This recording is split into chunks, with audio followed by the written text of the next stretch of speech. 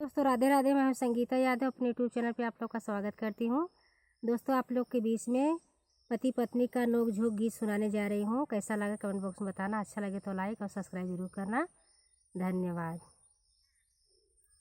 राजा जाता देहरादून, रुपिया भेजता दूना दून, खर्चा करित अखिया मुँह, हमार बलमु हे हमार बलमु हे हमार बलमु, खर्चा करित अखिया मुँह, हमार बलमु।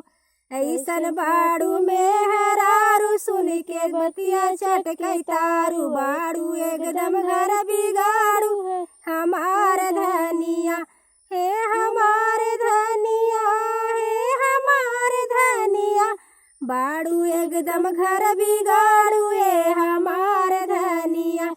झूलनी नथुनी गढ़वैया, साड़ी पटना से ले अइया, विदिया गोरखपुर से लैया, हमार बलमु हे हमार बलमु हे हमार बलमु, विदिया गोरखपुर से लैया हमार बलमु। अब ही गईले ना कमाए, तबले लगलू फरमाए, अब ही ना जाबई कमाए हमार धनिया, अब ही ना जाबई कमाए हमार धनिया।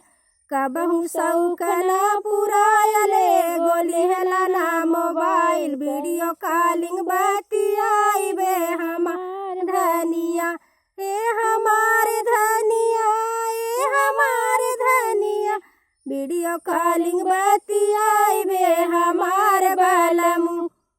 कर घरवा के खियाल, माई बाबू बाबे हाल, कर घरवा के खियाल, माई बाबू बाबे हाल, मोबाइल हो खेला बवाल हमार धनिया ए हमार धनिया ए हमार धनिया, मोबाइल हो खेला बवाल हमार धनिया।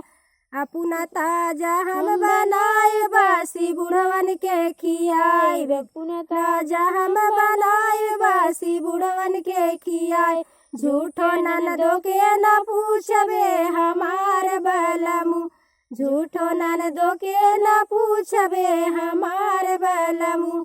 राजा जाता देहरादून, रुपिया भेजता दूना दू, खर्चा करित अखिया मुँह, हमार बलमु हे हमार बलमु हे हमार बलमु, खर्चा करित अखिया मुँह।